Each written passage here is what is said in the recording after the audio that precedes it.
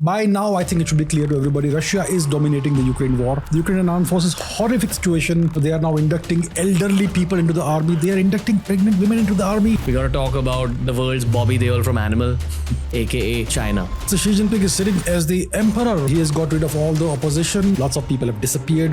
What happened to Mr. Alibaba, Mr. Jack Ma? Where is he? We don't know. In your eyes, how powerful a geopolitical power is Iran truly? Mossad has some idea of something that's going to happen. These messages are coming out partially out of there. The PM of the country is like talking. What is happening? And now India is conducting anti-piracy operations in the Arabian Sea region. The thing is this, a drone will cost a couple of $1,000 maybe. And to shoot that down, you need a missile that costs multiple $1 million.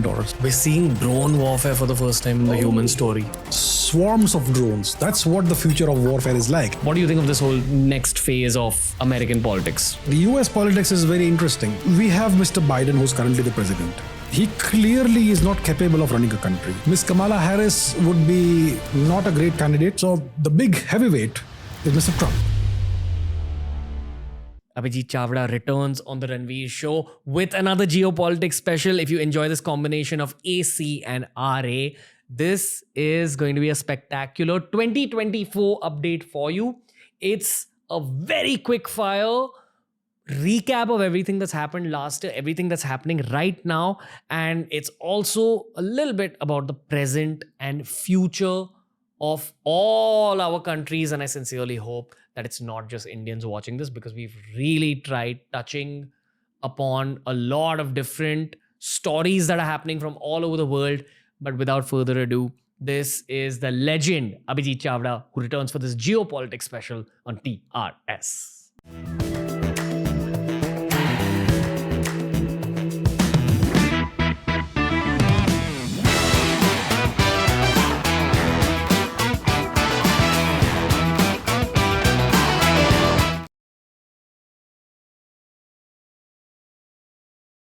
2024 Geopolitics update, courtesy not of news channels, but courtesy of AC back on TRS.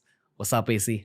All good. Thank you for having me again on the podcast. Let's do a very, very quick fire geopolitical update, actually. All right. Very quick fire. Let's go over a gist of what's happening for people who've not been that updated, and then we can build upon from there. Yeah, this is a very interesting year, 2024. It's a year of elections. We just had the Bangladesh elections. We're going to have the Indian elections, the Russian elections, the US elections as well, and elections in other places as well. So it's going to be a very eventful year. We have wars going on. There's a war in the Middle East. There's a war, an older war in Ukraine. There is conflict in various parts of the world brewing. There's China-Taiwan. There's always a flashpoint. There's North Korea that's acting up a little bit. The Middle East could be a problem. India and China on the disputed border between India and Tibet, we've had some some issues recently. There's always Pakistan, the good old bad boy, the attack dog of other powers. And there's Europe, there's the recession in Europe. There is so much things happening. Russia is obviously, by now, I think it should be clear to everybody, Russia is dominating the Ukraine war. They are in no hurry. They are just sitting there, and the Ukrainian army has been destroyed more or less. They are now inducting elderly people into the army. They are inducting pregnant women into the army. The Ukrainian armed forces, horrific situation. Mr. Zelensky is still sitting pretty in Kiev. So there's so much happening right now, and there could be a lot of eventful things happening this year. One hopes there are no new wars, and one hopes there is no escalation of existing wars. But yeah, we are moving towards a period of geopolitical uncertainty, chaos. There's Afghanistan, of course, sitting out there. There's the Middle East. There's Central Asia also, interesting place. There's Africa. No one talks about Africa. There have been coups last year in Africa. Where? In Niger, for example, in Burkina Faso, there was a coup before that, and so on. So Africa, the Sahel region, the Saharan region of Africa is essentially a geopolitical chessboard where bigger powers, France, Russia, the US, etc., are playing various geopolitical games. China is always there. It's not far away. So there's a lot happening in the world. I hope we don't see a lot of chaos. And obviously there are the elections. And when there are elections, there's always the possibility of foreign interference in various elections. So there could be that. There was an attempt to interfere in the Bangladesh elections and to effect a regime change over there and get Sheikh Hasina out of power and get the opposition parties to power. Did not work out, and certain very big powers are not happy about that. They have said this was not a free and fair election. And they could do the same in other elections as well. So we over here will have to be careful. A lot at stake in various elections. The Russian elections, more or less, we could say that Mr. Putin should win. The US elections, God knows what's going to happen. So yeah, a lot at stake. Where do we begin? Right? Which part of this body of geopolitics do we actually touch upon first? War? That's a pertinent place to begin. You tell me. What do you think, sir? Let's start in the most unlikely place imaginable. Let's start in Africa. Okay. So in Africa, there is this place called the coup belt of Africa. A coup is it's a regime change operation in which you typically a textbook way of planning and executing a coup in which you take control of certain key strategic locations in a country. It's typically the communication center. Old days it used to be the TV channels and all that, the TV station. Then you do a decapitation strike on a government, which doesn't necessarily mean killing people, but cutting off the head and replacing it with another head so that everything else remains the same, that sort of thing. So this entire region, the Sahara region of Africa, from east to west Africa, is called the coup belt of Africa. And there have been so many coups out there. And this place is dominated by France. It comes in the Francophone region of Africa. And we call this because the French had big colonies, huge colonies out there in the past during the colonial era. Today, France controls these regions through remote control. How? One of the means of doing that is by using the CFA franc. The CFA franc, it comes in two varieties, two flavors, but it's issued by the French government and the bank, the national bank, whichever, I don't remember which one. Look it up, my friends. The one in France. Okay, they issue the currency, they decide the exchange rates, and these nations use that currency, and they pay a certain amount of money to the French for issuing the currency and so on. So essentially, France controls the entire economies of these nations. Okay, and there is a group called ECOWAS, grouping of it's an economic grouping of Western African nations. Nigeria is one of the major nations in this. So it's a coalition which, again, one could say is controlled by France. So this region was historically, under French domination, even after the colonial era ended. And France obviously is part of NATO, and the dominant force in NATO is the US. So France, you could say, is controlled by the US to some extent, and France controls this region. So you can see where the chain of control comes in. So this region has had lots of coups. Every year, typically, you'd see a coup or two. Okay, it's like a supernova explosion happening here and there if you look at a certain region of space, that sort of thing. So recently, there was a coup in a place called Niger. Now, Niger is a country nobody has heard of. It's called, the spelling is Niger. It's called Niger. That's a French pronunciation. That's how I use it. So there was a coup there. And this nation, probably nobody has heard of it, at least in India, because we don't teach about the geography of Africa. But it's a nation that's rich in uranium. Uranium is a fissile element which is used in nuclear reactors to produce power. 70% of France's electricity comes from nuclear power, roughly 70%, give or take a little bit. And a significant portion of the uranium that France consumes to generate electricity comes from Niger. And the government that was in power in Niger was friendly to the French. And now there's been a coup last year, 23. And a different kind of government came to power, and they ejected the French ambassador, and they are pro-Russia and so on. And there's another thing called the Trans-Saharan gas pipeline that is supposed to start in Nigeria, go through Niger, go into North Africa, and through there to Europe. So we've had the Nord Stream bombings, which destroyed the Nord Stream, one of the Nord Stream pipelines, because of which that abundant cheap gas that was flowing into Europe and powering the economy suddenly dried out. And now Europe has to import LNG, liquefied natural gas, from the US at 3 times the price. So just this one coup actually caused this big economic change? So I'll tell you what the coup can do. So first of all, the French were buying uranium from Niger at, I don't remember what the rate was. It was like $1 a pound. That sort of thing. And the market value is about 500 times more than that. So they were getting essentially free uranium from Niger. Now that's ended. And now it's at the market price. Whether it's 500x or 200x, I don't remember exactly. Or interested viewers can look it up. Homework. So that's the kind of thing it is. So that cheap, almost free uranium that was flowing into France has ended. Secondly, that pipeline, that gas pipeline that was supposed to be built through Niger may not be built now, because Niger is not friendly to the European powers. They are more pro-Russia. Okay, and Russia has a significant, presence. Let's say presence in the Sahel region, in the Saharan region of Africa. It was the Wagner Group, led by the late Mr. Prigozhin, that used to take care of all of this, various operations and all that. Now it could be other elements of the Russian army, or maybe a rebranded version of the Wagner Group that may be in all these activities, part of these activities. But the new government in Niger is pro-Russia and anti-West. So the cheap uranium, almost free uranium, stopped flowing. That gas pipeline may not happen. And so what we are witnessing in Africa, in all these nations, okay, is a proxy war between the East and the West. The East, I mean Russia, Mr. Putin's, you could say agents, elements, all that, and France and the US. And France, typically, when something like this happens, they intervene militarily.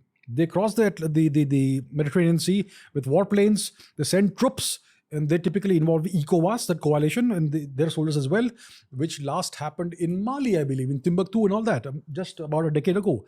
But this time, France has not intervened. Somehow they have not been able to intervene. They can, but somehow they have not been able to. Maybe somebody more powerful than France instructed them, told them that this time you shall not intervene. And that is bad for the French economy. I'm not saying that colonialism is good. What France has been doing is neo-colonialism. But yeah, this time they have not been able to enforce what they have been enforcing for so long. So you can see France slipping away from power in Western Africa, in Central Africa, maybe mainly Western Africa. You can see Russia advancing its interests in this region. This region is rich in resources, tremendously rich in all kinds of resources. Okay, mineral resources, natural resources, so on and so forth. And wherever you have Russia, you're going to have China. The Chinese have been in Africa for at least 15 years. Okay, they are good at, the Chinese are very pragmatic. They will not talk about democracy, human rights, freedom, all that. They will work with whoever is in power. The more autocratic the government, the better it is for them, just like the US. The US also prefers dictatorships as opposed to democracies. So the Chinese, they have been building all this infrastructure in Africa, railways and whatnot, ports and all that, and they use that to extract resources out of Africa. Obviously, they pay for that. Okay, they don't do it the way the East India Company used to do, just steal stuff. They pay for it, but they put autocratic governments in place, dictators in place. They nurture those dictatorships, those relationships, and the Russians are the muscle and the guns, and the Chinese are the brains behind this, and they also have their workers and all that. So the Chinese and the Russians seem to be kind of in a better or more advantageous position in Africa, and the West seems to be kind of losing a little bit of ground in Africa. That's what we are seeing. And then we have the expansion of BRICS. So we dealt with Africa a little bit. Now we'll talk about BRICS, various coalitions of nations. We have NATO, we have SCO, the Shanghai Cooperation Agreement, we have BRICS, we have the Quad, we have I2U2, we have so many more such groupings. We have ECOWAS, we spoke about ECOWAS. So BRICS is Brazil, Russia, India, China, and South Africa. That was the original grouping. This year we've had, I think, 4 more nations that joined BRICS from January 1. Argentina was supposed to join, but they chose not to join. Okay, but Saudi Arabia has joined, which has been a tremendously strong US ally. The UAE, almost our neighbor, they have joined BRICS. I believe that there's 2 more nations, Ethiopia and 1 more nation. Okay, I'm Ethiopia and who else? I think he's pulled Check it it out. Egypt and Ethiopia. There you go. So imagine this: a decade ago, if you spoke about the Middle East, you could not think of a single country that was favorably inclined towards India. They were all more or less hostile to India. At best, they would be indifferent towards India. Today, each of these Middle Eastern nations is extremely friendly towards India. They are very bullish on the future of India-Middle East ties, whether it's the UAE, whether it is Egypt, whether it is Saudi Arabia, whether it is Israel. So look at that. On both sides of the aisle, they are friendly towards us. We have a Hindu temple coming up in the deserts of Arabia. It's going to be inaugurated on the 14th of February, if I'm not mistaken. It's coming up in Abu Dhabi, in the UAE. And Mr. Modi and the Sheikh, the ruler, the leader of Abu Dhabi, Mr. Mohammed bin Zayed Al Nahyan, they call each other brothers. And Mr. Modi has extremely good relations with Mr. Mohammed bin Salman as well. So MBS, MBZ, both of them are extremely bullish on India. The friendship, not the alliance, but the ties are blossoming. And the very fact that India has been able to resist the Western attempts to browbeat India during the Ukraine war and take their side. It has not worked. That has given a tremendous amount of confidence to the Middle Eastern nations. And now India is conducting anti-piracy operations in the Arabian Sea region, near the Strait of Bab al-Mandeb in the Red Sea, near the Strait of Hormuz, which is the Persian Gulf and all that. And that shows what India is capable of. And these nations know that India is not an expansionist, hegemonic power. India is not going to turn up in the middle of the night and invade them. We are going to have a very robust relationship. And this has given them a tremendous amount of confidence that they can now perhaps start thinking of no longer sucking up to the US. And they have a rising power that is a great friend of theirs and very respectful of Arabic culture. And so it's a relationship built on mutual respect. So the UAE and Saudi Arabia are part of BRICS now. Can you believe it? I mean, they get most of their weapon systems from the US. You go to their airports, you will see those big American-made planes over there. They have Patriot missile systems for missile defense, anti-drone defense, anti-ballistic missile defense. These nations are extremely favorably inclined towards India. So it's a major shift that just one man, Mr. Modi, has brought about in the past decade, in the past nine and a half years. That's what's happened.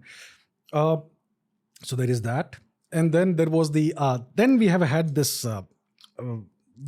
conflict in the Middle East, which is, we know what happened. Hamas attacked Israel. I mean, that's what happened. I am a neutral, disinterested observer. I'm just saying it as I saw it. Hamas attacked Israel. It's a very big question as to how this was allowed to happen. I mean, Israel has the best defenses in the world, the most state-of-the-art surveillance and espionage mechanisms in the world. They have Mossad, they have Shin Bet, internal, external intelligence, and yet they could not do anything when these Hamas terrorists cut those wires and brought the walls down with bulldozers and sent paratroopers on paragliders. I mean, what were the Israelis doing? So it looks like one could say, if one were naive, that this is the greatest intelligence failure in Israeli history, worse than the Yom Kippur War. But if you look a little bit deeper, it looks very suspicious and very fishy. Okay, so I don't know what exactly happened, but this happened. Hamas attacked Israel. Israel attacked Gaza. And we have a conflict that's smoldering. Hezbollah in Lebanon is also involved to some extent. The other Arabic nations are also, I mean, look, nations like Saudi Arabia actually want peace with Israel. They don't want a conflict in the Middle East. They are looking forward to development. The king of the crown prince of Saudi Arabia, Mr. Mohammed bin Salman, has long-term plans of developing the nation, making it an ultra-modern nation. Why not? He has the resources, the money, the land. Why should he not do that? The UAE is an extremely forward-looking nation. They also want to develop the nation. They want to build more infrastructure. They want to have excellent ties with a variety of countries. So these nations, they desire peace. And yet you have this situation to their west, Israel, Gaza, there's Lebanon, Hezbollah involved, there's the West Bank of the River Jordan, which is between Jordan and Israel, there's the Golan Heights, so much happening there. So this is a new conflict that has suddenly emerged out of nowhere. And right now it's a major flashpoint. One hopes it doesn't escalate, but if it escalates, it can escalate to who knows where. Where is the conflict going right now? Oh, right now the conflict is kind of a frozen conflict. For now, it's a frozen conflict. There is no advancement of the lines. The lines on the map are kind of the same. There is a significant IDF presence in Gaza. They have bombed the hell out of certain parts of Gaza. There has been some military activity with Hezbollah, which is from southern Lebanon as well, between Israel and Hezbollah. Gaza, the Hamas has a tremendous number of very crude but effective missiles. They've built up those. They've built a large number of tunnels that the Israelis apparently were oblivious to. Hezbollah apparently has a lot of missiles. Then there's the Iranian factor. There's the Houthis in Yemen, who have suddenly acquired a large number of very sophisticated drones. There was a drone attack in Abu Dhabi. On the airport, they had to activate the Patriot missile defense systems. The thing is this, a drone will cost a couple of $1,000 maybe to acquire. That's the cost of this equipment. And to shoot that down, you need a missile that costs multiple millions of dollars. We're seeing drone warfare for the first time in the human story. Swarms of drones. That's what the future of warfare is like. And what's the response to that? Let's say you have an aircraft carrier. Okay, let's say you have an aircraft carrier of a large major nation. So this aircraft carrier will have defense systems, missile defense and other defense systems, anti-aircraft defense, anti-missile defense, anti-ballistic missile, anti-cruise missile. and it will have a ring of warships that are guarding it, destroyers and cruisers and all that. So it's a ring of defense systems, but it's just a numerical certainty. If you throw enough drones at them, it's going to hit. Now, what do you do with this multi-billion piece of equipment? It's so vulnerable. That's why aircraft carriers these days, they stay out of conflict zones. They stay at a distance, at a standoff distance, and they hope nobody launches a ballistic missile at them, because ballistic missiles travel at way more than hypersonic speeds. Ballistic missiles travel at re-entry speeds, 22, 23 Mach. Why was there an attack in Abu Dhabi, according to you? Because Abu Dhabi.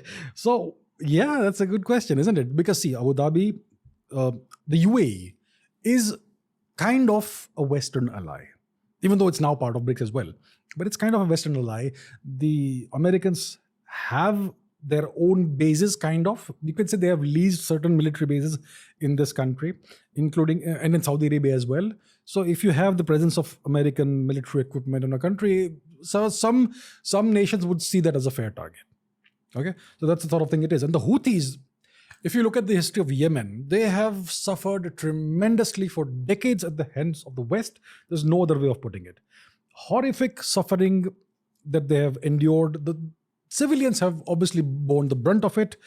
There was this conflict that's still kind of on between Saudi Arabia and Yemen, in which the Saudi Arabian forces were used to target Yemeni positions. There are various factions in Yemen. There's the Ansar Allah faction, the Houthis, and there's the other faction and all that. So it's pretty complicated. I'll not go into the details of that because there'll be a whole different story. But yeah, so the thing is this. Yemen, the Houthis, the Ansar Allah faction, they are supported allegedly by Iran. Okay? Hezbollah, again, allegedly supported by Iran. Gaza, who's that? The Hamas, again, Iran. And then you have elements in Syria, President al-Assad, who is, one could say, allegedly supported by Iran. There are groups in Iraq as well that are allegedly supported by Iran. Wherever you have the presence of Shiite elements. So we know how things are in Islam. I mean, it's very complicated, but if you look at it from a very, very far away perspective, it's Shia and Sunni. These are the two major sects of Islam. And Iran is a Shiite country. Okay, so wherever you have Shia populations, you're going to have some influence of Iran. That's typically, it's a very, if you were to explain to a 12-year-old, that's how you would explain. So some viewers may remember Mr. Qasem Soleimani, the Iranian general who was taken out by the Americans in a drone strike. He was one of their chief agents, one could say, who would go to these countries and give them various kinds of support, whether it is logistical support or financial support, or bring in arms, bring in fighters, and so on. So there is this entire thing. And Iran, it has acquired recently, in the last 2-3 years, a very sizable Chinese investment, one would say, apparently in excess or in around the realms of $45 trillion. It's a 25-year strategic deal. And obviously, Russia also is involved. They are acquiring Shahed drones from Iran in their fight in Ukraine. So you can see this entire axis emerging, Iran, Russia, China. Now, we have the situation in Syria. Syria was overrun by ISIS, much of it. They were, a few kilometers from Damascus at some point in time. And Damascus would have fallen, Mr. al-Assad would have fallen, but for the intervention of Mr. Putin. So now Russia has entered the chat, you could say, and they have bolstered the government of Mr. al-Assad. They have a naval base, Latakia, I believe, and they have aircraft bases and so on also. So the Russians have stabilized Syria. They have prevented this nation from being overrun by Western proxies. So you have this complicated scenario in the Middle East. The Middle East is always in crisis, and the crisis is always orchestrated from somewhere far away. So that's that. And I could just go on, but yeah, let's move on to something else if you want to. Okay. In your eyes, how powerful a geopolitical power is Iran truly? Because if you go to Geopolitics 101, it basically boils down to your economic advantages, your resource-based advantages, I would argue your population-based advantages, and your technological advantages. Fair? Anything else you'd like to add to this? I would say it also what also matters is the quality of your leadership and its willingness to take risks beyond your territory and within your territory.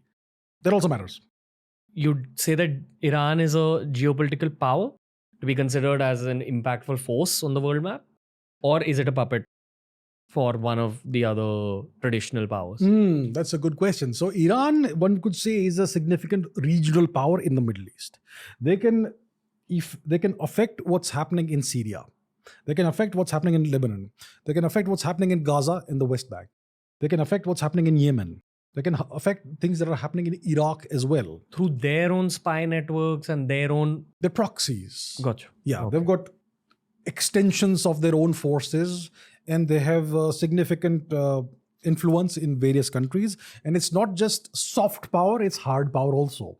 Okay, so there is financial support, there is technical know-how, there is logistical support, there is arms and ammunition support, and there's also, you could say, military agents, and maybe possibly plainclothes soldiers as well. Possibly.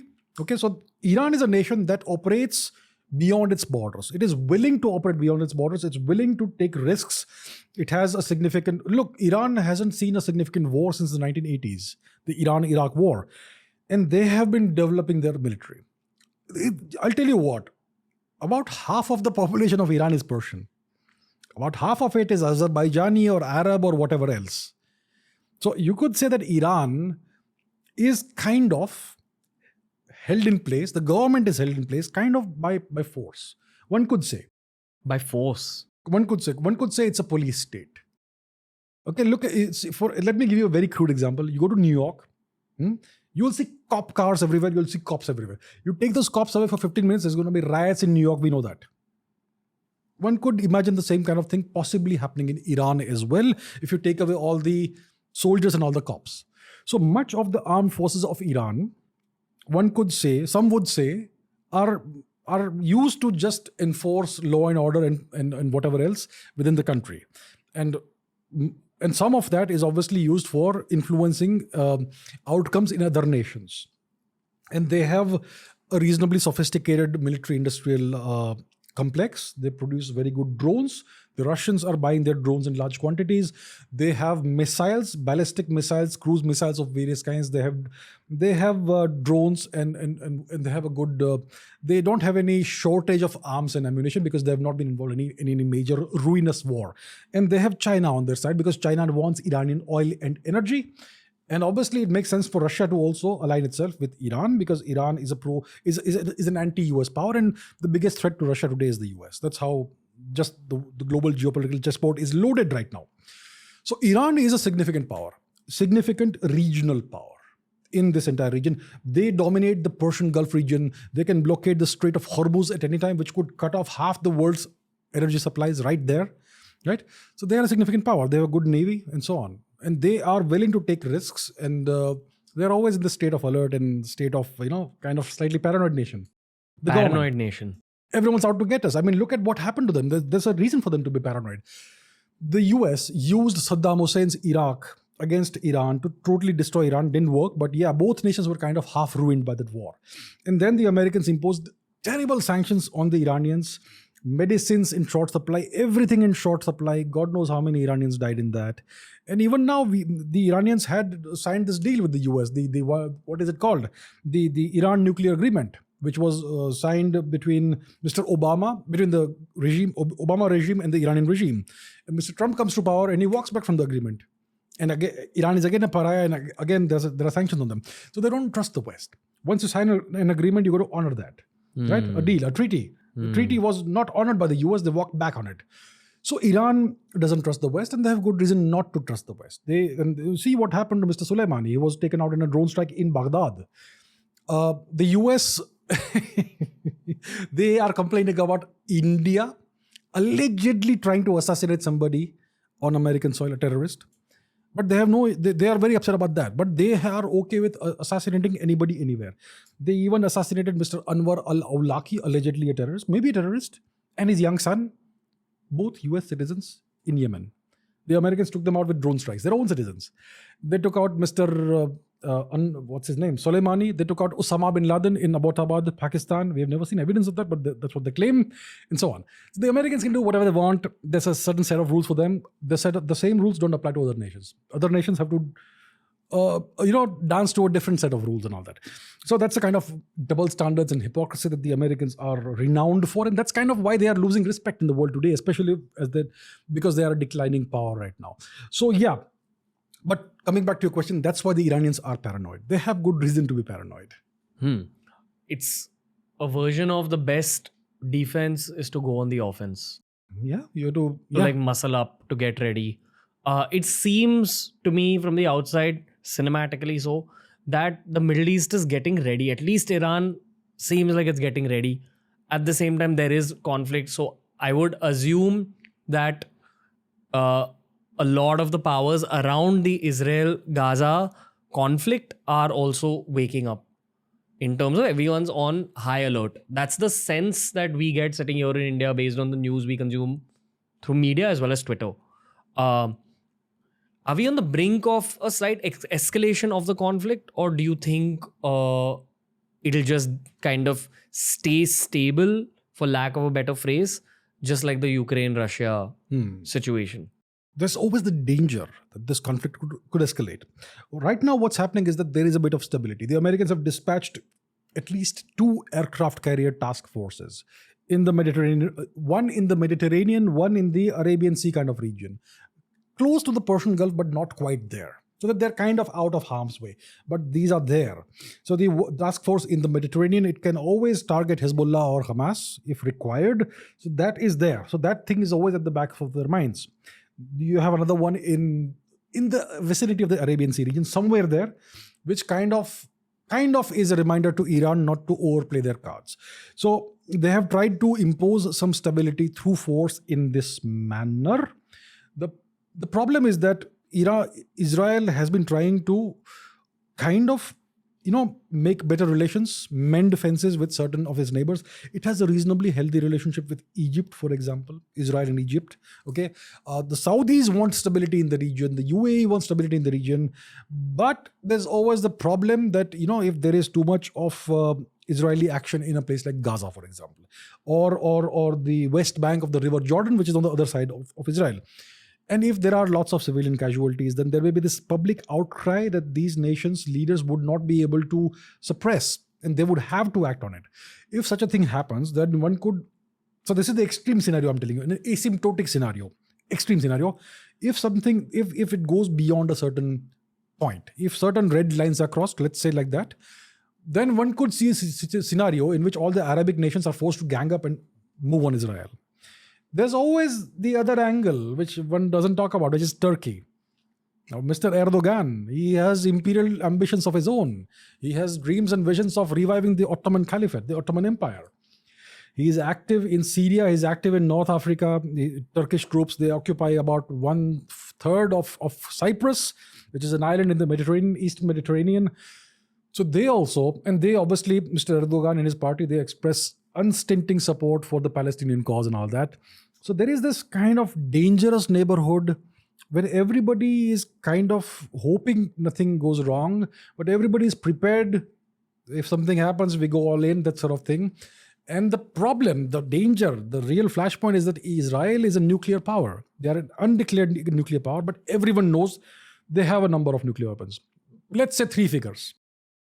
And they have something called the Samson option, which means that if all fails, if all the missile defenses fail, and if we are about to be overrun, they will not go down alone. They will take everybody down with them.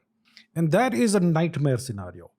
So yeah, it's a major flashpoint, and it just takes one misstep by somebody, one bad decision by some leader, or just some accidental occurrence that could trigger off something really bad.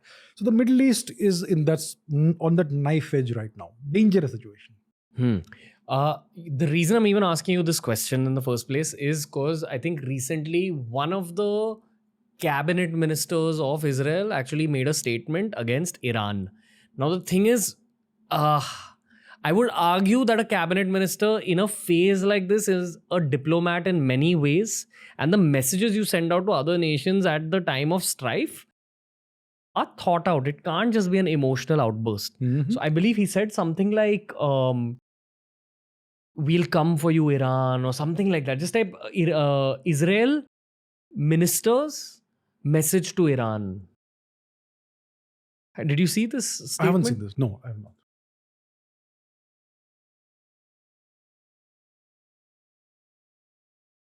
So it's kind of like what the Turks do. They keep reminding Greece, we could turn up one night. Yeah. Israel's Prime Minister Netanyahu issues. Oh, it was Netanyahu?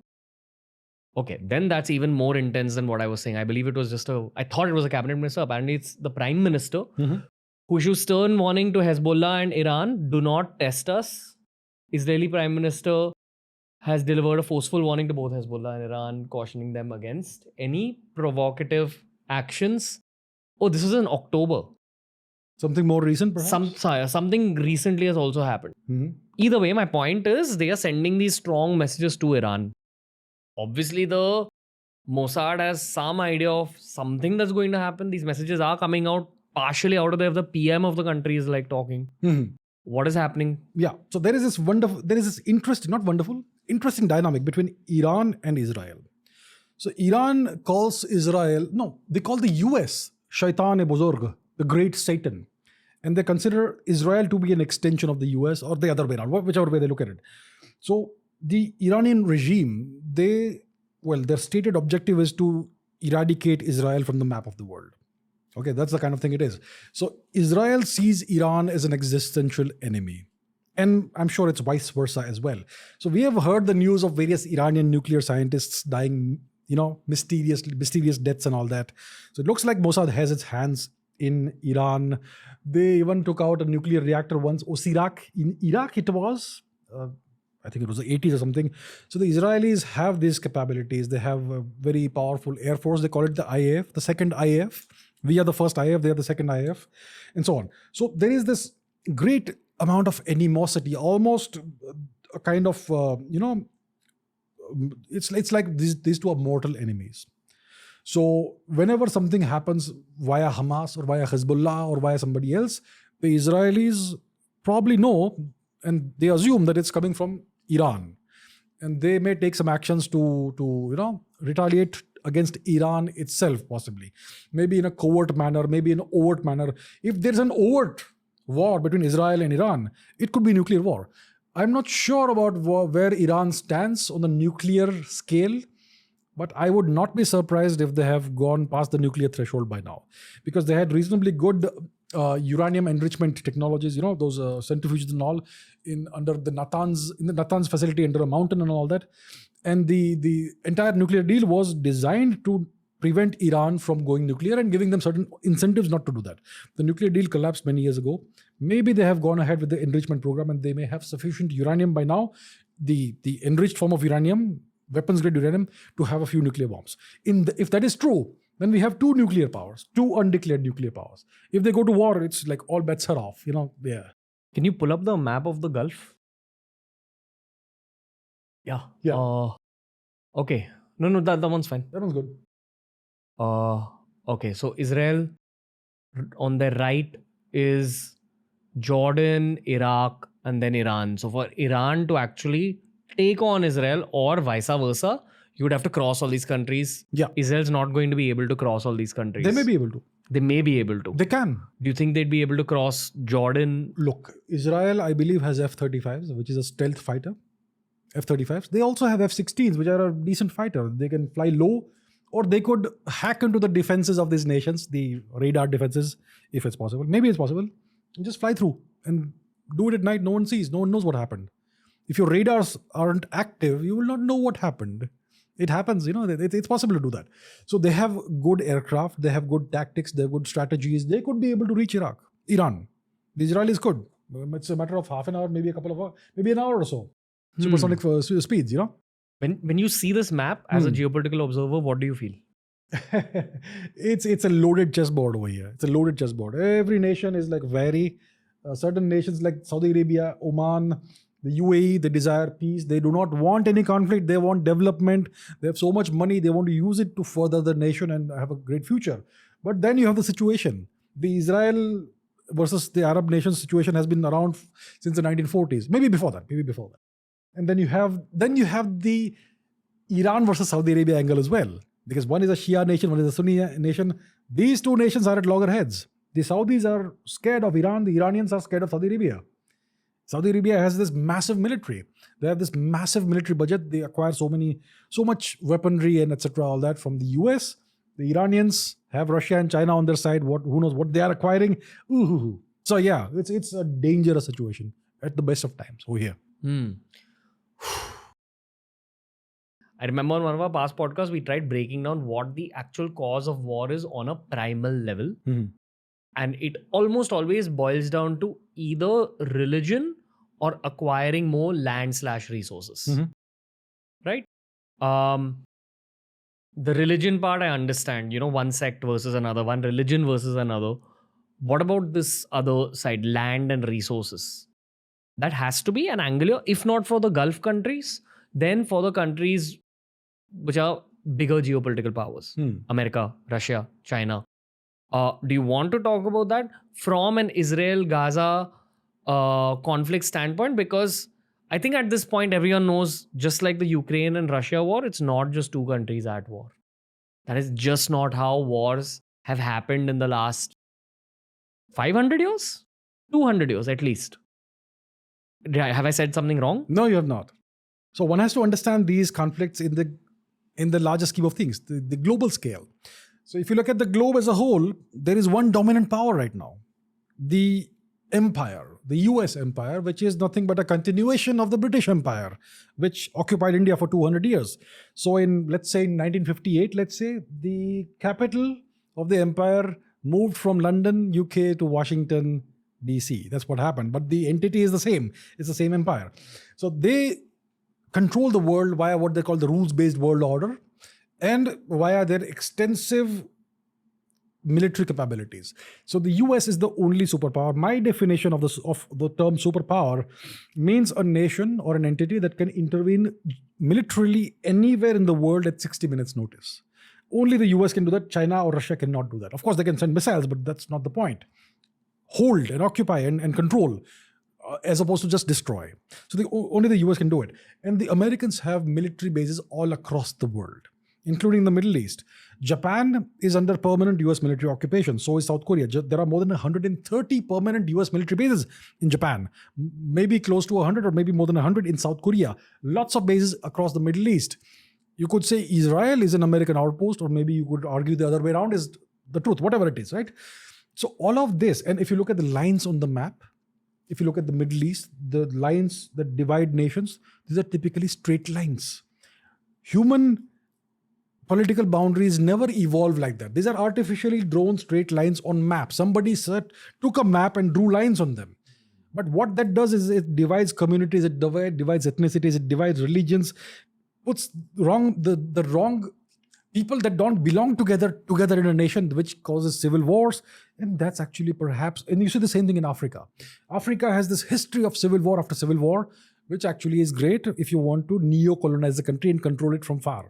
So all of these conflicts, if you look at the history of the past 500 years, most of the conflicts have been driven by the West, initiated by the West or exploited by the West, initiated and sustained by the West. Okay, so that's how it is. So this is what we are seeing right now. It's nothing but a legacy of colonialism.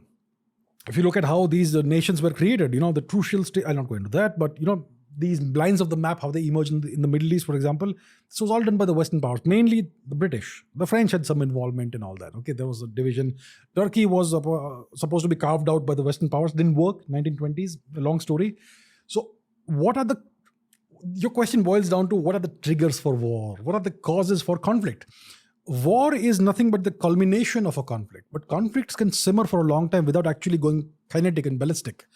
So for example, there is this frozen civil war that we have in the subcontinent, India-Pakistan. What is the cause of that?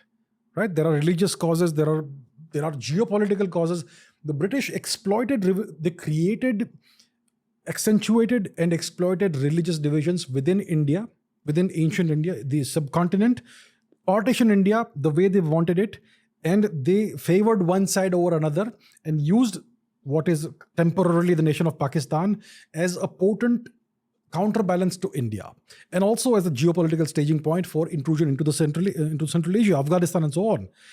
So, and that was done by the British, but it's been continued by the Americans. I mean, I would not be wrong at all to say that the Americans funded and financed Pakistani terrorism in India for several decades. Okay, that is absolutely 100% a fact.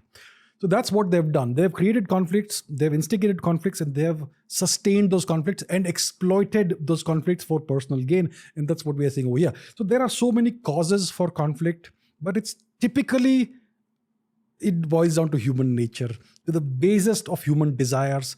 What do we want? If you were a caveman, what would you want? You want more power. You want more people to obey you. You want more territory, more resources, more money. You want more. And we humans, at the end of the day, are a violent species. Look at our closest cousins, the chimpanzees, brutally violent. Now, we have something called culture and civilization that kind of holds us back. Some of us do, some of us don't. But yeah, that's how it goes. So yeah, there are so many causes, but it all boils down to greed, the desire to control more and more and to essentially own the own world. Long ago, when we had one of the first conversations, I said geopolitics is a sport. The objective is world domination, and there are no rules. You make up rules as you go. That's how it goes. In the movie Animal, when they introduce Bobby Deol into the movie, everyone's attention span spikes up again. Okay. Which is why I want to introduce China for the same reason in this All right. podcast. China's the Bobby Deol of this podcast.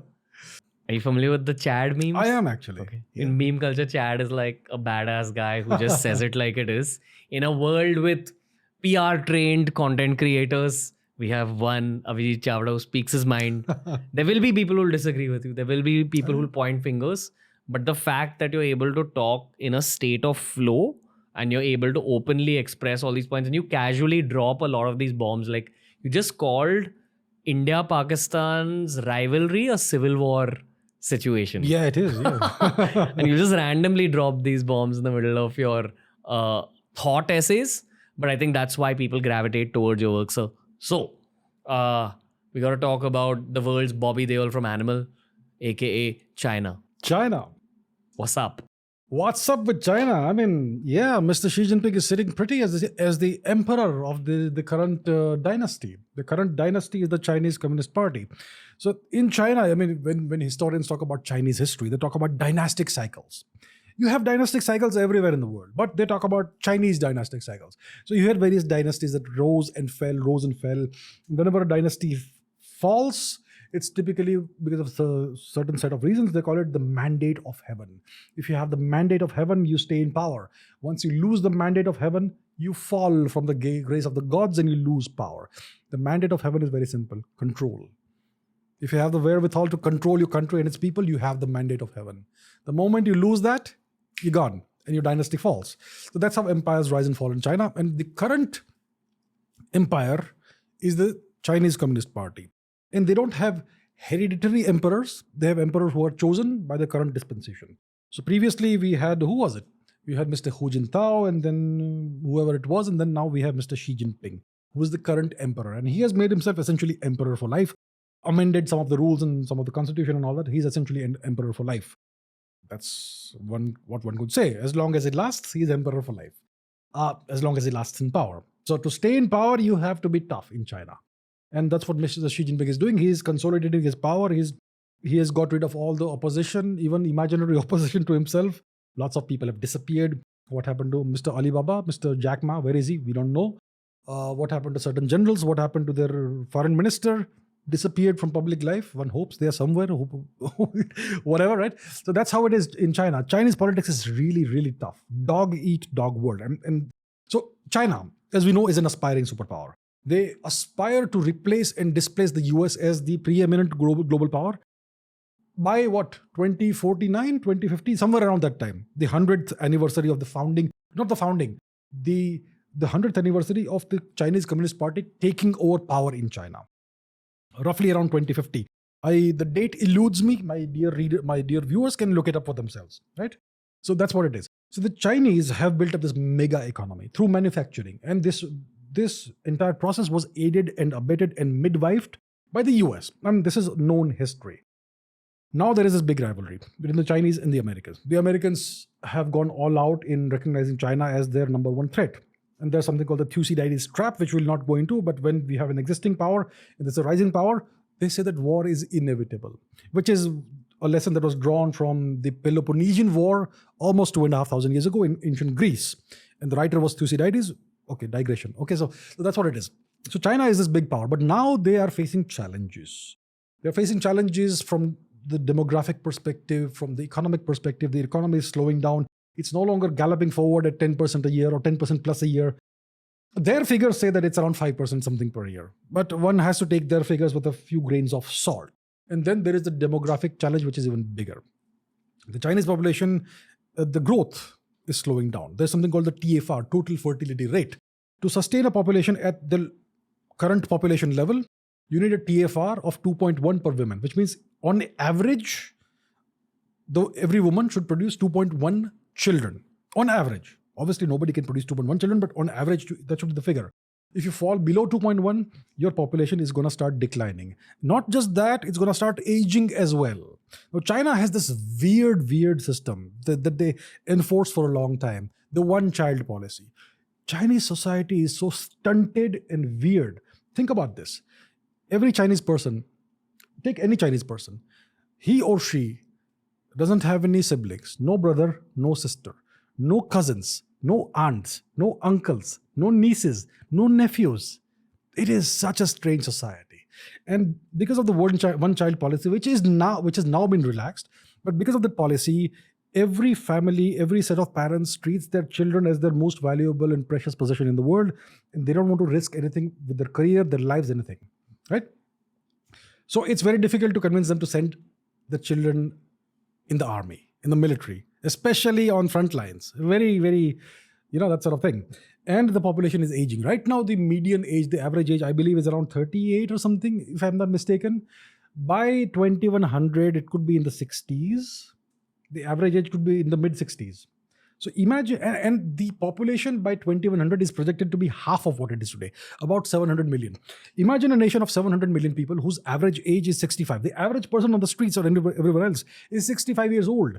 Who's gonna do everything? Okay, who's gonna provide the fighter pilots? Who's gonna provide the soldiers on the front lines?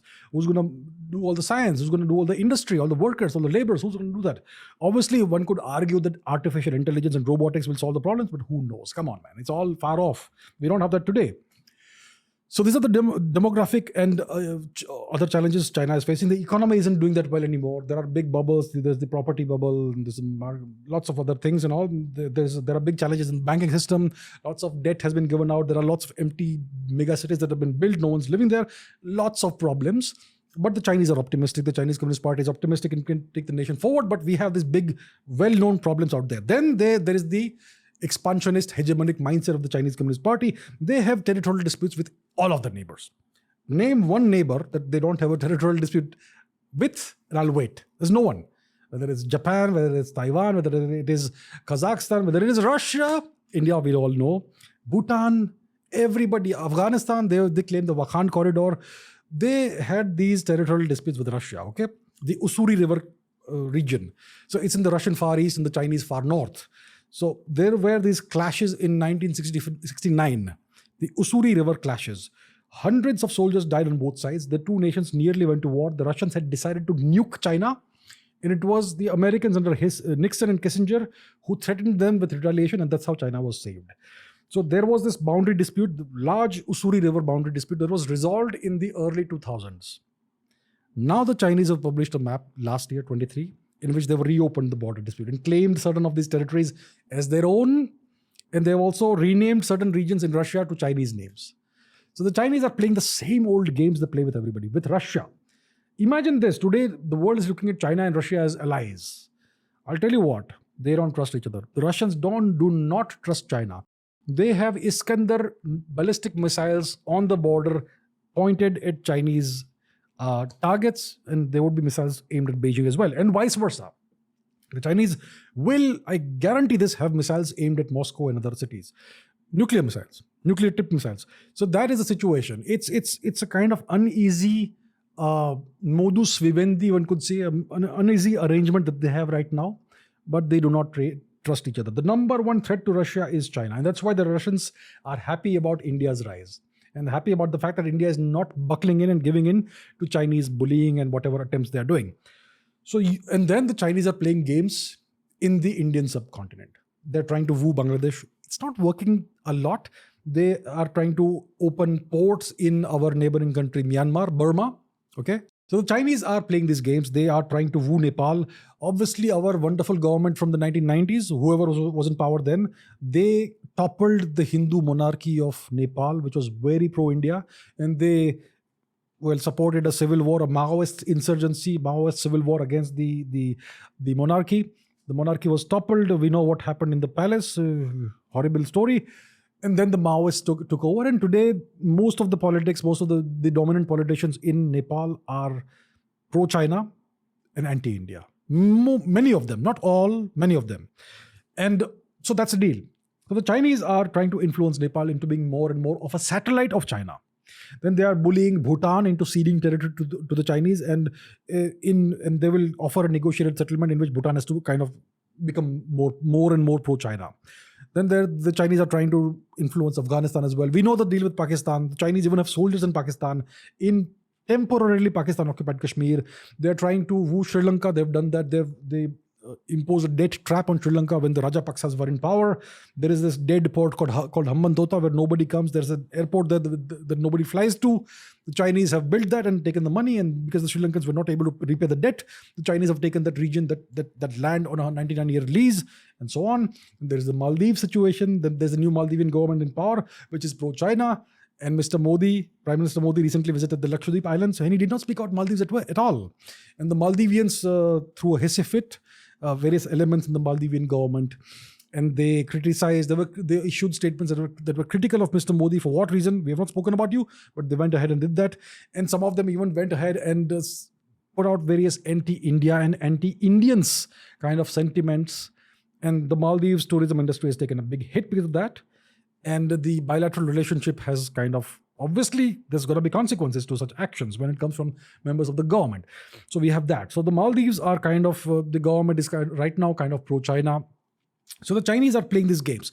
They have that Belt and Road Initiative, which was supposed to be the great vehicle that would propel China to superstardom, to superpower status. It's not working out. First of all, it's not, many nations are pulling out of it. Recently, Italy pulled out of the BRI. There's the Ukraine conflict going on, because of which the BRI infrastructure cannot be run through Ukraine. So it's kind of not working right now. I don't see it working in the long term. They also had the Maritime Silk Road. Even that is kind of dead in the water.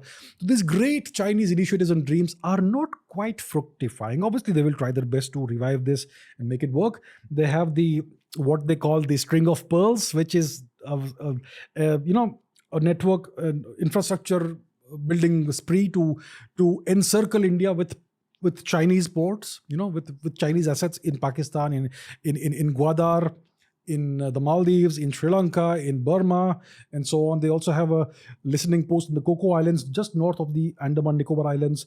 They have a port in Djibouti, which they operate, and so on. So the Chinese are trying to encircle India at sea. They're trying to encircle India in the Himalayan region as well. So the Chinese games are continuing, right? But India is rising. And as long as India manages this situation and ensures that we don't get embroiled in a major conflict, military conflict with anyone next 20 years, they're going to be unstoppable. And the longer India goes and rises, see, India's growth is the largest in the world right now. India is the only economy in the entire world that is not under any threat whatsoever of a recession. And India is rising. It's growing at 6+, 7+% per year, depending on the quarter and all that. Sometime, hopefully, will exceed that. As India's economy keeps growing, and as your economy grows, your military might also grows. The longer it grows, the more difficult it is for China to tangle with India, because it is going to guarantee that they're going to get a bloody nose and they're going to lose some of their hard-gained assets and all that. So that's the situation right now. The Chinese are, they would like to rise, and they have these commentators on social media. Obviously, they have banned Twitter and Google and whatever, but they do use Twitter and all that. And Twitter somehow, X allows Chinese diplomats to use the platform freely and all that. So there's a lot of Chinese propaganda out there. They portray the West as this evil hegemonic power, which I would not totally disagree with. I would actually mostly agree with that. We know the history. But they try to portray India as an accomplice and an accessory to what the West is doing. That's the kind of spin they are putting on India's foreign policy, which could not be further from the truth. And they said that India is anti-China because of the West. Excuse me, you are claiming our territory. You've gone to war with us at least twice, thrice. 62, we lost. 67, we beat China. 87, we beat China again. Nobody talks about these clashes. And the Chinese are claiming Arunachal Pradesh. They occupy Aksai Chin. They have their footprints over POK. And they are calling us the aggressor. So that's the spin the Chinese always put. So China is a problem for India. If the Chinese behave themselves, everything would be good. But it doesn't work. That's not been their attitude. So when it comes to the India-China issue, there's only one solution. The only long-term solution is that Tibet should be a free nation. And the Chinese involvement in Tibet should end. Now, there is no threat of that happening anytime soon. At least the next 20 years, Tibet is going to be under Chinese occupation. And we know they've changed the demographics in Tibet. The Tibetan people are now a minority in their own land.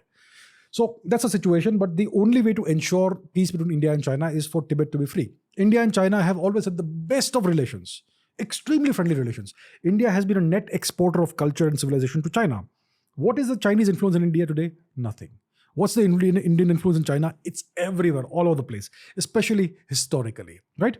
So India has been a giver of culture and civilization and learning and wisdom and knowledge to China. And we have never attacked China. And not in 2000, how old is China? Let's say 3,000 years. Okay, let's say it's 3,500 years if you want to be nice to them. They have existed as a civilization for 3,500 years. We have existed forever. Not once have we had a conflict, India and China. It's only after they captured Tibet and we allowed that to happen. Mr. Nehru, the great, magnificent Mr. Nehru, made this happen.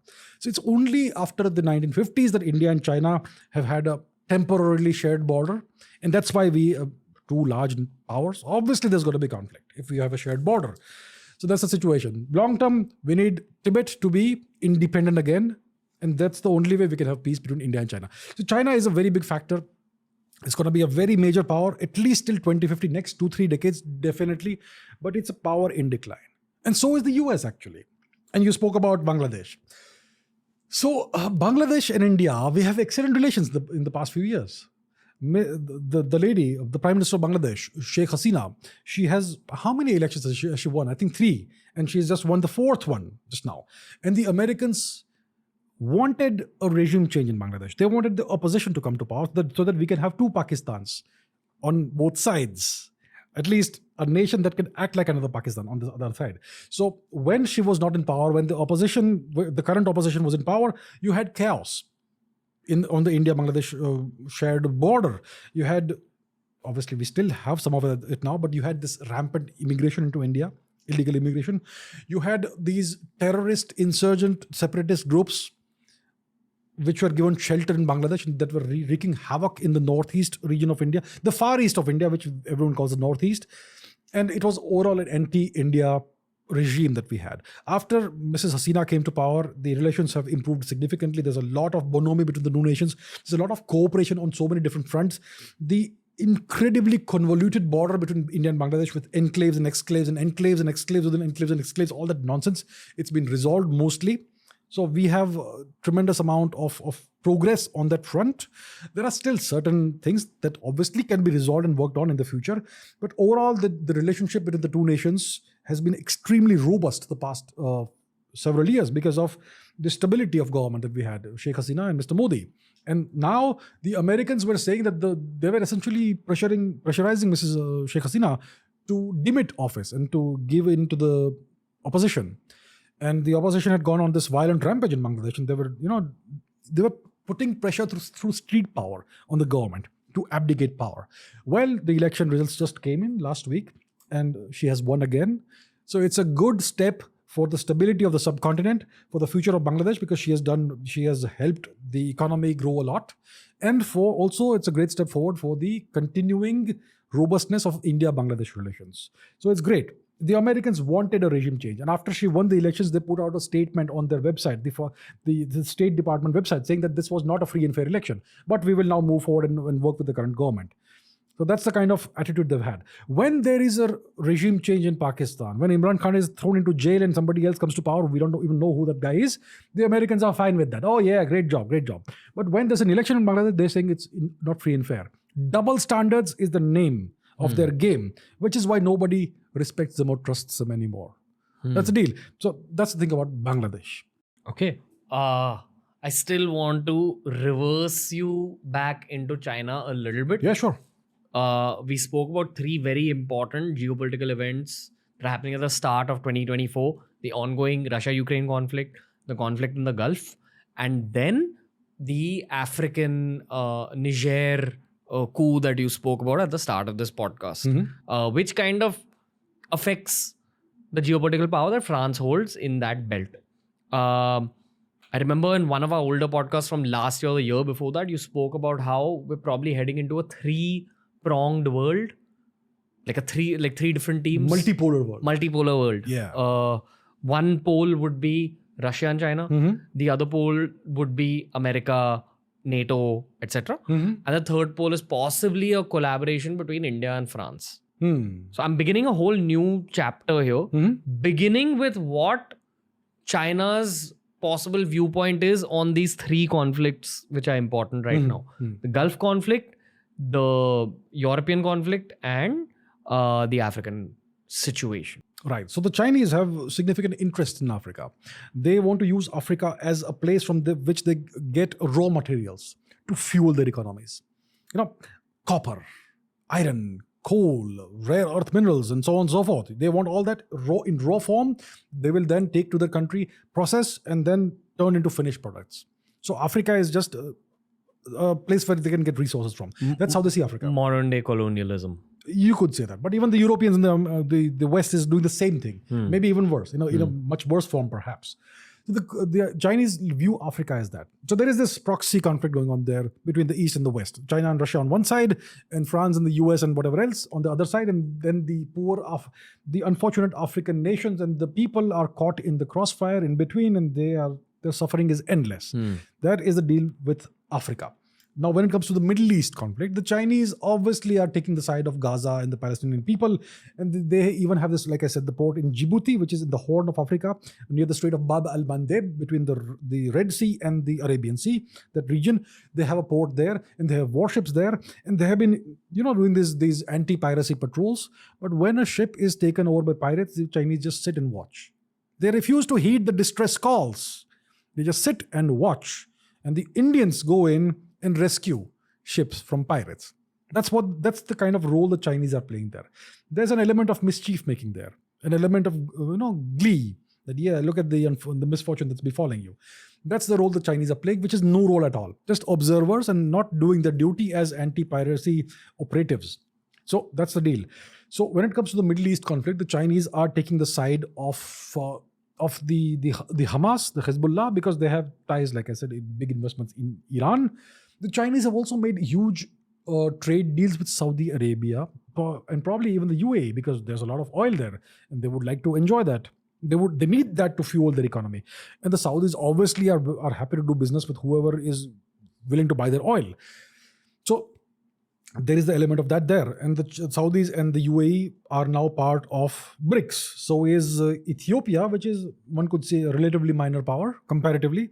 And there is Egypt, which is one of the major North African nations. And it's the bridge between Asia and Africa. India has excellent relations with Egypt. Now, we talk about China.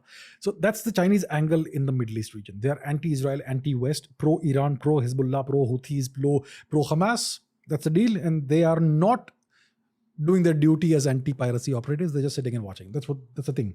When it comes to the war in Europe, the Ukraine conflict, the Chinese are on the side of Russia. So the Chinese covet the plentiful gas that can flow out of Russia. Russia is what we call an autarky. An autarky is a nation that has everything within its own territory. Doesn't need to import anything from anywhere. The Russians don't need to import iron ore. They don't need to import bauxite, the ore of coal. They don't need to import oil. They don't need to import gas. They don't petrochemicals, agriculture, everything they have. They don't need anything. So Russia is an autarky. China is not. So the Chinese would like to acquire this plentiful Russian hydrocarbons, gas, oil, all that, whatever other minerals, resources they have. And they would like to turn Russia into a client state, a vassal state. My favorite word, vassal. My viewers will know that.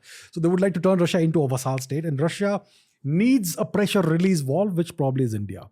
If India can, to some extent, counterbalance China, it's good for Russia. So the Chinese are on the side of Ukraine. I'm sorry, Chinese are on the side of Mr. Putin in the Ukraine war. They're anti-Zelensky. Zelensky is, well, so Ukraine is a proxy war between Russia and NATO. NATO is owned by the US.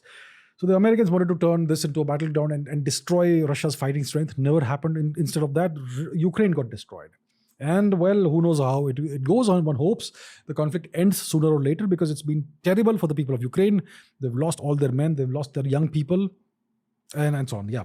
So that's the Chinese involvement in Europe. They want, obviously, they had lots of designs and great ambitions for Europe. They wanted to interlink Europe and Eurasia with China. This great infrastructure network, road, rail, all that, shipping. They even bought, ports in various parts of the Mediterranean Sea, in Greece, in Israel, and so on. But India has also bought ports in these regions. So there's this thing also going on there. So that's the Chinese involvement in Africa, in the Middle East, and in Europe overall. They're still the manufacturing hub of the world. They still are, yes. Making money there. So yeah, so there is this initiative called China Plus One. So most of these nations that use China as a manufacturing hub are now diversifying their options. They want more options. So they want China. China is there. But they want China Plus One. So they're looking at one more nation from where they can source their manufacturing. That could be Vietnam, that could be Thailand, that could be India, that could be Bangladesh, whatever. Now, it's a great opportunity for these nations, especially for India, right? So we are taking certain initiatives in that direction. And obviously, there's the Taiwan factor, which we have not spoken about. Taiwan is this big semiconductor manufacturing hub. TSMC, this major company which manufactures so much of the world's semiconductors, is based in Taiwan. The Americans have ensured that there is a new major mega plant of TSMC in Arizona. One more is coming up in Saxony, I believe, in Germany. So that will give them enough redundancy, because they own Germany. The Americans own Germany, by the way.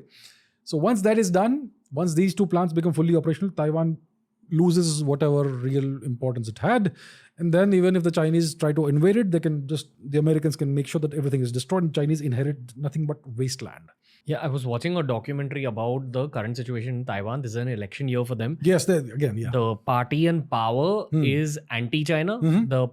The opposition party is pro-China. No one's able to predict who's going to be elected. Yes. Therefore, the citizens are in a state of turmoil. At least that's what was shown in the documentary. And this could totally be Western branding and PR, because it is media at the end of the day. And all media is twisted based on the emotion of human beings. But either way, what was shown in that documentary was that people in Taiwan are preparing for war. They're taking these classes for self-defense, and at least that's the message. I'm sure that represents a sliver of truth, if not the whole truth, at least. Will we see another hot war-based conflict in that part of the world? There's always the possibility over there. See, recently Mr. Xi went to the US. He met with Mr. Biden. And apparently Mr. Xi told Mr. Biden that Taiwan's reunification with China is inevitable. It's going to happen one way or the other. It could be peaceful reunification, which they actually apparently desire, or it could be reunification through other means, which obviously means an actual ballistic kinetic conflict. Let's look at the two scenarios. The Chinese have been squeezing Taiwan, so to say. See, the Taiwan Strait is a small, narrow channel, just like you could kind of compare it with the English Channel, the strait of water between British Islands and Europe, kind of like that, okay? And the Chinese have a mega navy, numerically the largest navy in the world. And they always, these days, they routinely conduct naval exercises all around Taiwan. They have fighter planes, fighter jets overfly Taiwan all the time, violate Taiwanese airspace and all that. It's become a routine matter now. So they can, if they want, launch an invasion. Obviously, the Taiwanese defenses are very well prepared, and the Chinese would have lots of casualties, and they would lose a lot of assets, and it's not easy. It's not as easy as it sounds. But what this does is it pressurizes the people of Taiwan. It puts them under the siege mentality. It lowers the morale of the people of Taiwan. It's always like constant pressure. Chinese military exercises, Chinese live firing exercises into Taiwanese waters, Chinese fighter planes overfly Taiwanese airspace, sometimes even the island sometimes. And there is this barrage of Chinese language propaganda aimed at the Taiwanese people. And there is this interconnectivity between the two economies as well now. There are lots of Chinese companies in Taiwan. Lots of Taiwanese are employed by Chinese companies on the mainland and so on. So the Chinese are trying to, do it by other means, not through war. But at the end of the day, if all fails, they may possibly perhaps go to war if they calculate that the equations will work out in their favor.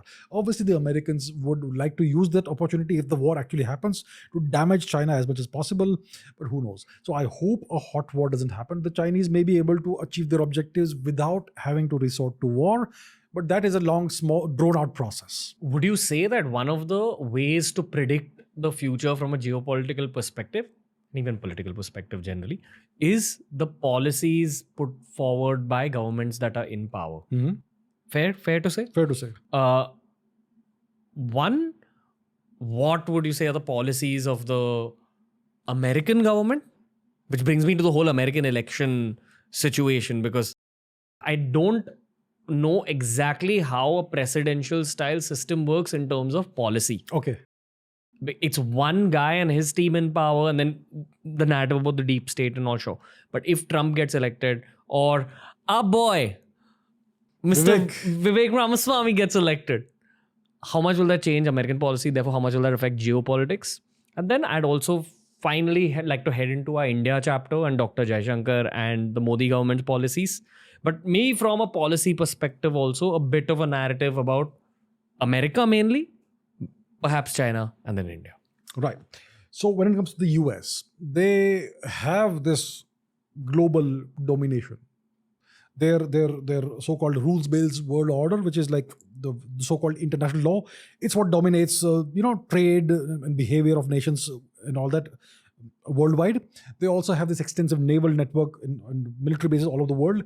So that's how they dominate the system. The Chinese are trying to create their own system, maybe a parallel system, which is the bifurcation of the world order. The Chinese and the Russians together with Iran and the certain other nations against the American system. And we are seeing the emergence of multipolarity, which is the global south, which is kind of led by India. We have ensured that the African Union becomes part of the G20, which is now the G21, all that. So what's the deal with America and Taiwan and China? So the Americans, like I said, are making sure that they are moving TSMC to the US, to US soil and to German soil, which means they seem to be preparing for the possibility that the Chinese may invade Taiwan, in which case the Chinese should get nothing. And they will still have TSMC, which means that semiconductor manufacturing, all that will continue on US and German soil. So they seem to be beginning to go towards the, let's say, mindset that an invasion of Taiwan may be inevitable, or maybe a non-military takeover of Taiwan by China may be inevitable. Maybe not today, maybe not in the next 3 years, maybe in the next 10 years.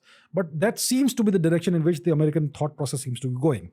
Now, like you said, that the geopolitical future of the world can kind of be gauged by the various policies that governments have and various powers have. Because you can take a certain set of policies and kind of extrapolate where it goes in the future. And that kind of tells you what their envisaged future world order is like. Right? So if you look at all that, you can see that the American footprint seems to be slowly shrinking away. Okay, they are not building so many more warships. If you look at their arms production, their production of ammunition, missiles, machine gun rounds and whatnot, it's kind of not where it should be for a global geopolitical power. The Russians produce way more arms and ammunition than the Americans. Maybe the quality may not be as good as the American quality, like they say, like the West likes to say. But quantity has a quality of its own, like Joseph Stalin said. And yeah, so that's the deal. So the American footprint over the world seems to be slowly shrinking. Obviously, one cannot take them lightly. They are the major power, second largest nuclear arsenal after Russia. But overall, they have the biggest footprint all over the world in terms of military bases and ports and military presence, naval presence, all of that. America is still the largest power. It's kind of Rome in decline, kind of in the beginning phase of decline. And there is a cultural factor in the US. American exceptionalism is gone. They have opened the southern border. They last year, I don't know what the statistics are. If I may be wrong, don't quote me. But possibly over more than 300, possibly more than 3 million illegal immigrants were allowed into the US by the government. And they were relocated to various parts of the US. So that, imagine, it's obviously illegal. It's illegal. You have to come through the proper process and through the proper channels. And if the government is allowing illegality, what does it mean? Corruption. From the outside looking in from a long-term perspective, and please, I would actually like for you to disagree with me when it comes to this, but I think you're going to agree with me. From the outside looking in, it seems like the way to fix America's future is to actually have a completely fresh perspective, ideally young perspective on leadership, which is not Biden or Trump. Trump is too chaotic. Again, we're generalizing a very large argument into one sentence. So I'm sure there are nuances which I don't want to get into. Biden's too old. As Indians, we get shown a lot of Vivek Ramaswamy, who seems like a very articulate, intense, perhaps controversial, strong-willed, but articulate guy who's also got a great education behind him. And somewhere as Indians, you can see certain layers of his Indianness. Maybe that's why we feel an affinity for him. And there's that other young girl, Latin American, I can't remember her name. Alexandria Ocasio-Cortez. AOC. These are the two names that pop out in terms of young leaders. What do you think of this whole next phase of American politics? Right. US politics is very interesting. Really interesting.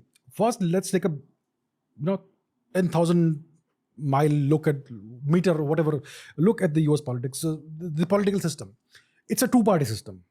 You have the Democrats, you have the Republicans. A two-party system in a democracy is one step above a one-party state like China or North Korea. So it's not really democracy because these two parties, the Republicans and Democrats, they have the exact same foreign policy. Exact same foreign policy. Warmongers, starting new wars. The Republicans will use bombers, strategic bombers that are completely black. The Democrats will use the same bombers painted in rainbow colors. But they're going to drop the same bombs on you. So they have the exact same foreign policy. Now, we have Mr. Biden, who's currently the president. He clearly is not capable of running a country, to put it mildly. His vice president is Miss Kamala Harris. She doesn't have the mental mileage and bandwidth to run a country. So the question is, who is running the country? The country is running itself, is it? Somebody is running the country. Who is it? That's what they perhaps possibly call the deep state. The defense establishment, the foreign policy establishment, all that. The Pentagon and whoever is in there, this amorphous, fuzzy, obscure mass of individuals and maybe whatever it is, right? So the nation doesn't really need a president to run itself. This is, by now, it should be clear. Now we have this new election coming up, end of this year, end of 24, somewhere around that time. Who are the big candidates? I think everybody would agree that Mr. Biden is doubtful. He's way too old to run for president again. Miss Kamala Harris would be not a great candidate. I think most people would agree because nobody would vote for her. So I expect that the Democrats will somehow or the other put up a new candidate, whoever that is. I doubt it's Miss Alexandria Ocasio-Cortez. She is a lighter version of Miss Kamala Harris, in my opinion. I don't think it'll be her. So who will it be? I'm not really sure, but that's one side of the story. That's the Democrats. The other side, we have the Republicans. So the big heavyweight is Mr. Trump. Mr. Trump is the big guy. He's above 50% in the polls. So when it comes to the Republican voters, over 50% are supporting Mr. Trump. Then we have Nikki Haley, who has a reasonable amount of, she's number 3 or something. I'm not sure, whatever it is right now. We have Mr. Ron DeSantis. And like we discussed, we have Mr. Vivek Ramaswamy. Vivek Ramaswamy is the sharpest of the lot, the most articulate of the lot, the youngest of the lot. He has taken everybody down, including his own party people. Nikki Haley has openly called her corrupt, and he has shown how she is corrupt, and nobody can deny that. The only person he has steadfastly refused to criticize is Mr. Trump. So if you look at Mr. Ramaswamy, he's either angling for a vice presidential run along with Mr. Trump as the presidential candidate, or he is angling for a 2028 presidential run.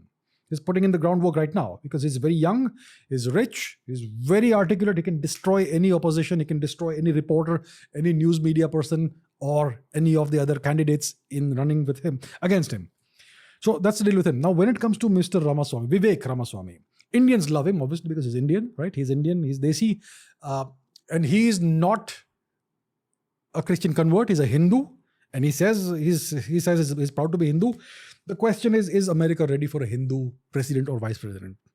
I think America is not ready for that. I don't think so. And even if, let's say, he succeeds and becomes the vice president, or let's say even the president, will it change anything? It will change nothing. America's foreign policy doesn't ever change. It remains the same. When Mr. Trump was in power, he tried to change certain things. Did it work out? He wanted a wall between the US and Mexico. Where's the wall? He tried his best, but he was an outsider and they made him fail. They ensured none of his big initiatives even gets off the ground. He's an outsider.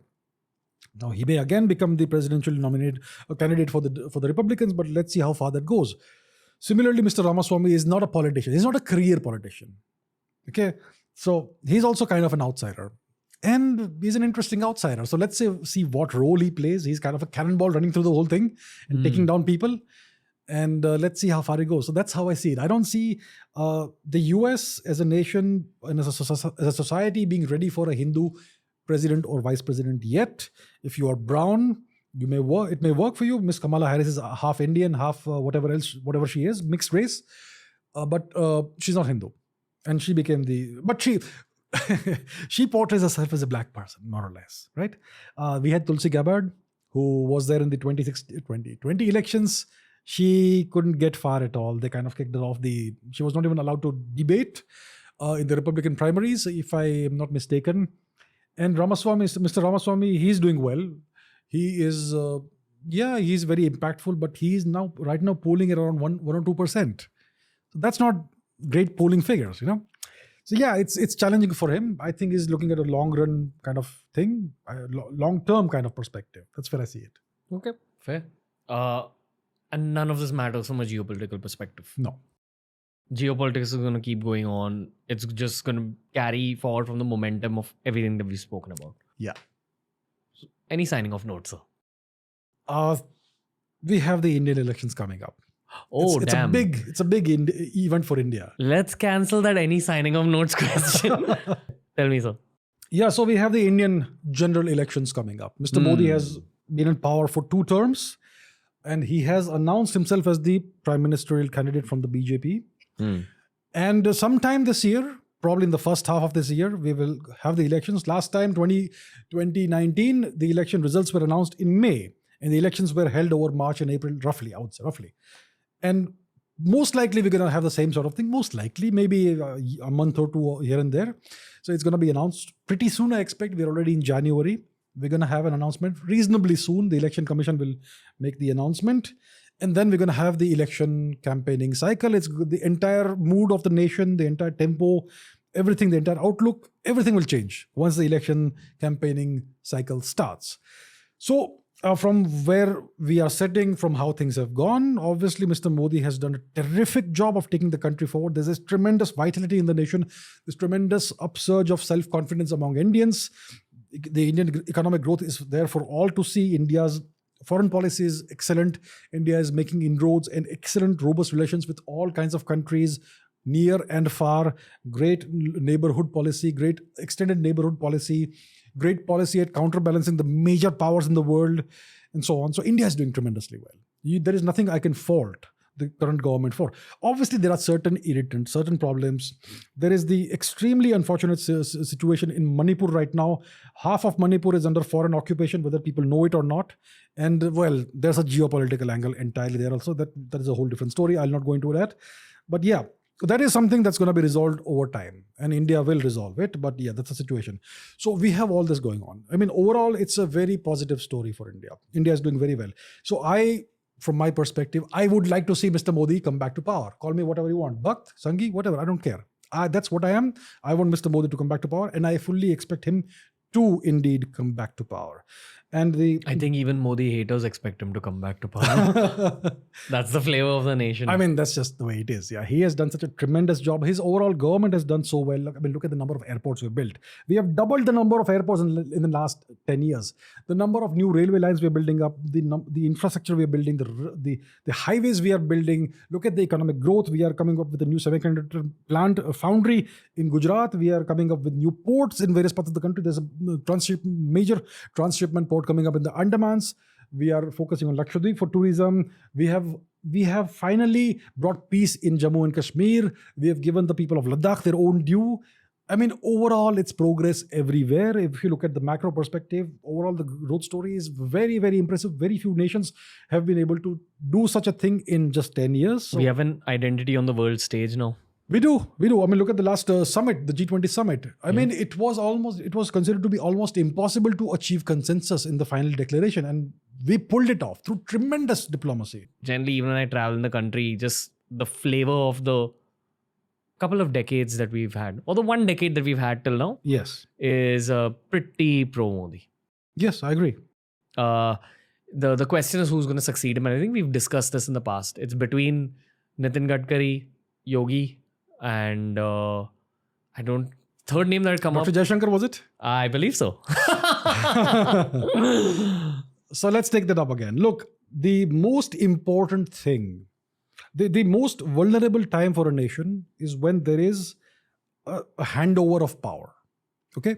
That process, the succession process, is the most vulnerable time for a nation. There are so many, countless examples in history.